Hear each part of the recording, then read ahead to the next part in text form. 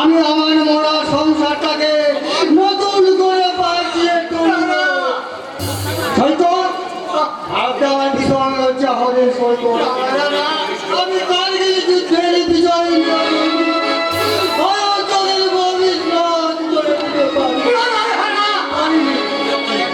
কিন্তু কালগির যুদ্ধে আমার একটা পা হারিয়ে এত গাড়ি মনোবল ভেঙে পড়েনি। কিন্তু ব্লাড ক্যান্সারের চিকিৎসা করতে গিয়ে আজ আমি সর্বশান্ত হয়ে বড্ড অসহায় হয়ে পড়েছি। তবু কিন্তু আমি বলতে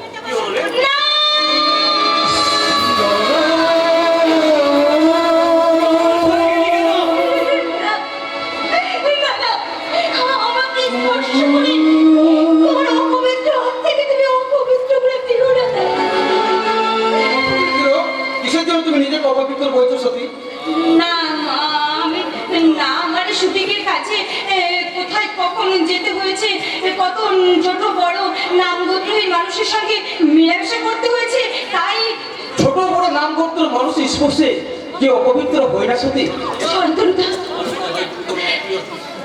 আমার মনে হয় কি গো প্রিয় সত্য গোপন করতে চাচ্ছি। চুপ কর বাবা।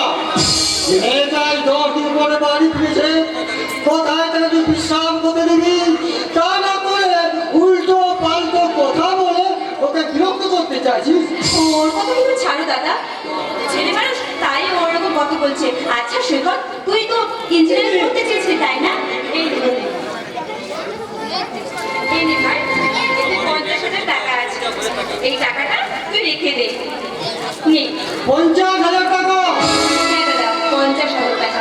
ভাইয়ের পড়াশোনার টাকা আর তোমার চিকিৎসার খরচ। যদি না হয় আমি আরো 50,000 এনে দেবো দাদা। না দাদা, বলো দাদা।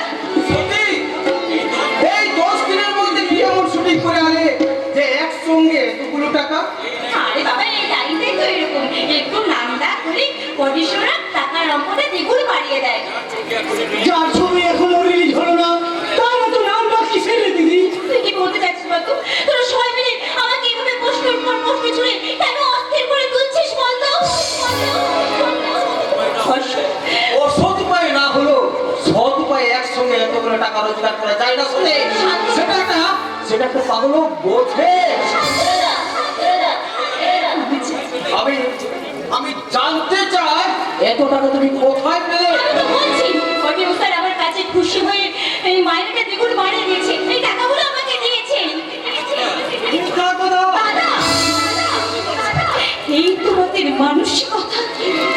এই পুরুষ শাসিত সমাজে একটা নারী স্বাধীন সত্তার মূল্য বলছে কতখানি বিপন্ন, এটাই তার জ্বলন্ত প্রমাণ দাদা।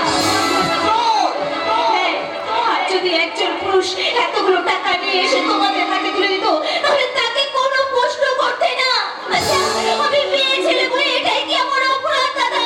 বলো দাদা, বলো এটাই কি আমার অপরাধ? এক পুরুষের সম্মান ছাড়া কিছু হারাবার থাকে না সত্যি, কিন্তু একটা নারী সম্মানের থেকে অনেক কিছু বেশি হারাবার আশঙ্কা থাকে সত্যি।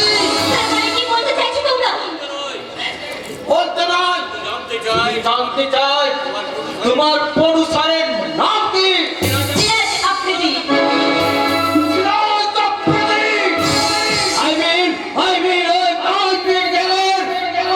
আমার কোম্পানির নাম সুন্দরম এন্টারপ্রাইজ। নিশ্চয়ই আমি ওদের রজনীগন্ধা না। কিন্তু এই কথা তোমরা চাইলে কেমন করে দাদা? এই দুদিন বিজ্ঞাপনে তোদের